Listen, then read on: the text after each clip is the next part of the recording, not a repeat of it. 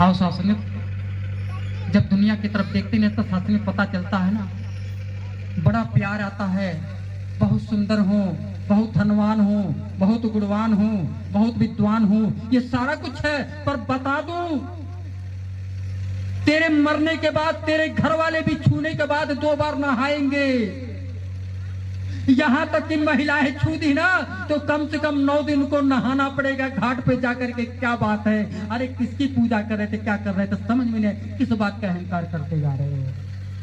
मैं तो समझ में था पहले तो क्या हो रहा है, ये कहां हम क्या करते जा रहे हैं, आखिर में किसकी पूजा रहे। जिसकी वजह से हम पवित्र थे, जब शरीर में रहे तो पवित्र हैं, शरीर नहीं है इसमें से निकल के कहीं निरंकरिया भाग गए तब का हो गए। तब ये नहीं कहते कि हे इनके यहाँ दहीदा का तो बॉडी को उधर करो। क्या बात है सत्संग, आप बॉडी हो गए, शरीर नहीं रहे। शरीर से निकलते ही, आत्मा निकलते ही कहते बॉडी को उधर करो, लाश को उधर करो, लाश यहाँ मत रखो, उत्तर दक्षिण के रखो। अभी नहीं कहते कि जो है विमलेश देवी को है ऐसे रखो, तब विमलेश देवी नहीं रही।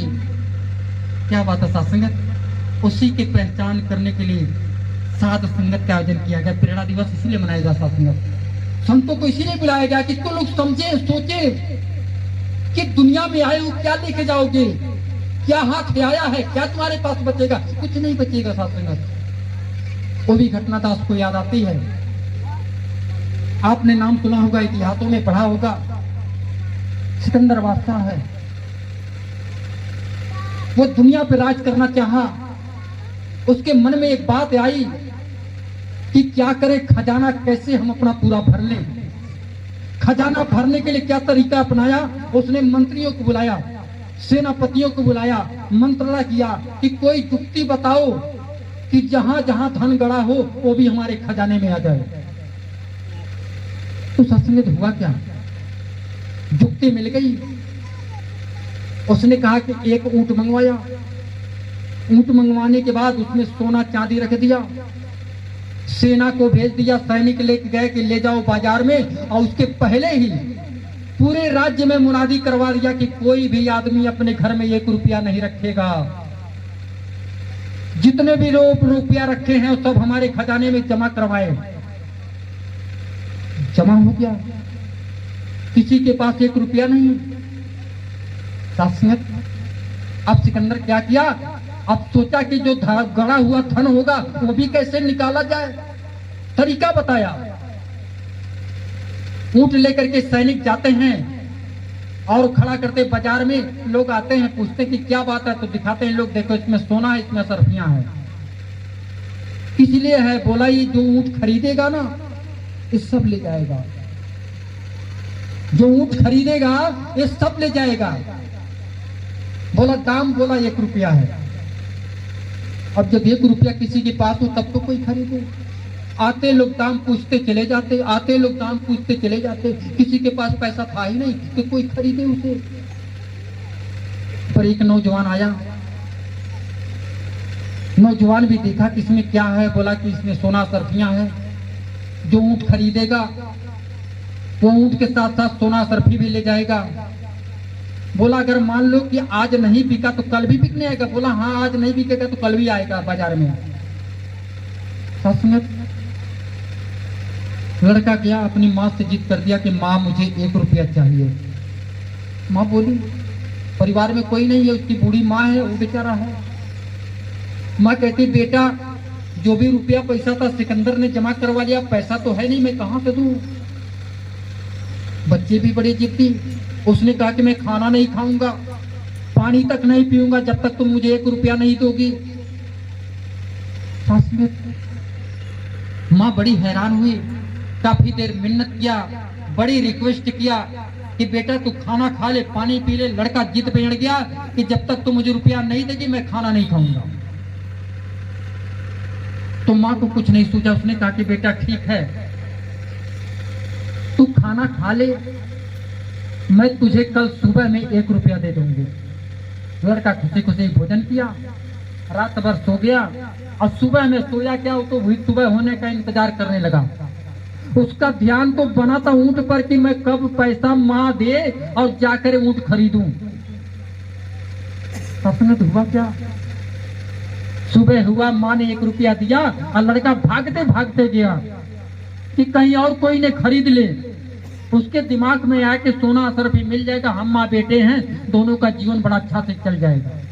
इसी कारण से सत्संगत वो भागते भागते गया कि कोई और न खरीदे।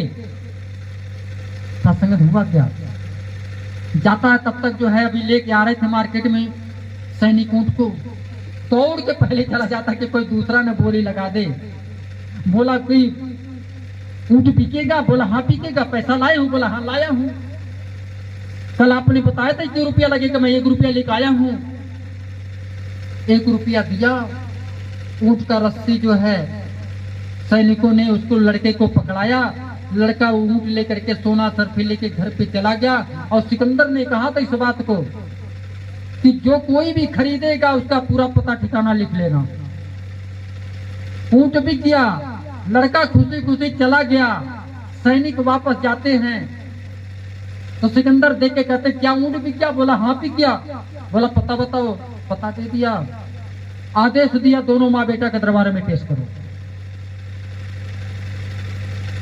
सेना जाती, सैनिक जाते हैं, सिपाही जाते हैं उसके घर पे, आवाज लगाते हैं। माँ तो डरते डरते निकलती, क्या हो गया, मैंने क्या गलती कर दिया कि सिपाही मुझे बुलाने आ गए। बोला चलो तुम माँ बेटे को दरबार में बुलाया गया है। हाथ जोड़ के कांपने लगी माँ बेचारी बूढ़ी, क्या करे कि कौन सा ऐसा गलती मैंने किया है कि जो मुझे दरबार में बुलाया गया है। और सत्संगत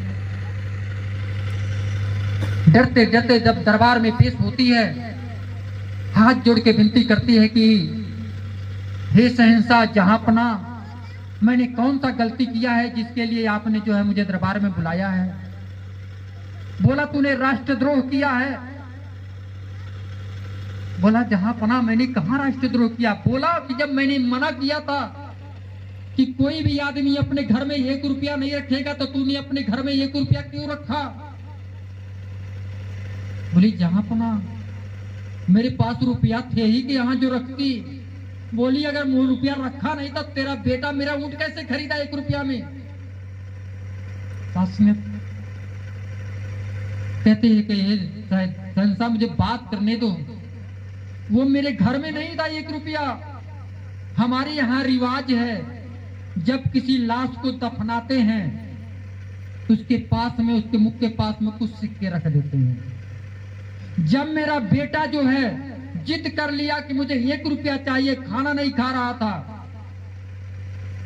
तो मैं 12 बजे आधी रात को कब्रिस्तान में गई, अपने पति को कब्र को खोदा, पति के कब्र को खोद करके 1 सिक्का निकाला और वो सिक्का निकाल करके सुबह में बेटे को दिया और मेरा बेटा उसी सिक्के से आपके ऊंट को खरीदा। बस सिकंदर को तो यही चाहिए था, इसीलिए तो जुगते लगाया था कि जो गड़ा हुआ धन है वो कहां मिले। सारे कब्रिस्तानों को खुदवा डाला, जितने भी सिक्के थे सारे सिक्के निकलवा करके कोष में जमा करवा दिया। पर बता दो सत्संग जब अंतिम समय आया, कहते जिसके पास अरस्तु जैसा गुरु हो, लुकमान जैसा वैद्य हो, जिसको आज डॉक्टर कहते हैं, लोग कहा करते इतिहासों में पढ़ा गया कि लुकमान अगर दवा पीस करके अगर नदी में डाल दे तो नदी भी ठहर जाए। पर सिकंदर का जो दस्त हो रहा है, कोई युक्ति काम नहीं कर रही है, कोई दिमाग नहीं काम कर रहा है कि दस्त रुक नहीं रहा। लुकमान भी परेशान है, रस्तु भी परेशान है, कभी सैनिक की तरफ देखता है, कभी सेनापतियों की तरफ, कभी मंत्रियों की तरफ, सबकी तरफ देखता, कोई तो मुझे बचा ले। प्रशासन में किसी के पास कोई युक्ति नहीं, कोई से बचा ले। अब सिकंदर को पता चल गया, सिकंदर को पता चल गया कि अब मैं रहने वाला नहीं, मैं दुनिया से कूच करने वाला, मरने वाला हूं मैं। अंतिम में जाते जाते एक फरमान जारी कर दिया। उसने सिपाहियों से कह दिया कि जब मैं मर जाऊं, मेरे मरने के बाद जब मेरा जनाजा निकले तो मेरा दोनों हाथ कफन से बाहर रखना। लोगों ने वही किया। सिकंदर जो है शरीर छोड़ दिया। जब उसका जनाजा, जब उसका लाश निकला तो कफन से दोनों हाथ बाहर थे और दर्शन करने के तमाम नागरिक लोग बाहर आए सड़कों पर। तो लोगों ने कहा, अरे आप लोग क्या कर रहे हो, ये दोनों हाथ सहनशाह का बाहर क्यों है, कफन के अंदर डालो। तो सैनिकों ने जवाब दिया कि सिकंदर बादशाह का यह आदेश था, आदेश ये था कि मेरा दोनों हाथ कफन के बाहर होना चाहिए। तो लोगों ने पूछा ऐसा क्यों? बोला इसलिए कहा, ऐ दुनिया के लोगों देख लो, यही सिकंदर बादशाह है जो कब्रिस्तानों से पैसा निकाल के अपने खजाने में जमा करवा दिया था, आज दोनों हाथ खाली लौट के जा रहा है। आओ शासनियत, न कोई रहा है न कोई रहेगा, ये तो ये सिलसिला चलता रहेगा। आओ साथियों में कृपा करो, हमें तो ज्ञान मिला, हमें तो लौट के जाना है। प्रशासनिक संतों ने कहा कि अब ना मरे, मरे संसारा हमको मिला जीवन, हमें तो जिंदा हो गए, अब मरना नहीं दोबारा। आओ कृपा करो शासनिक। महात्मा ने इशारा कर दिया कि आपका समय खत्म हो गया, बारी बारी से सबका खत्म हो जाएगा। ये नहीं कहना कि जमरा जाएगा, कहोगे भैया रुक जाओ थोड़ी देर, 2 दिन और रहने दो सुमित्रा, अभी थोड़ा सा काम करना भी पूरा हुआ नहीं है। ऐसा नहीं चलेगा सत्संगत। बस यही अरदास करूं समाज में, ऐसे भी हम आज हमारे भारत देश में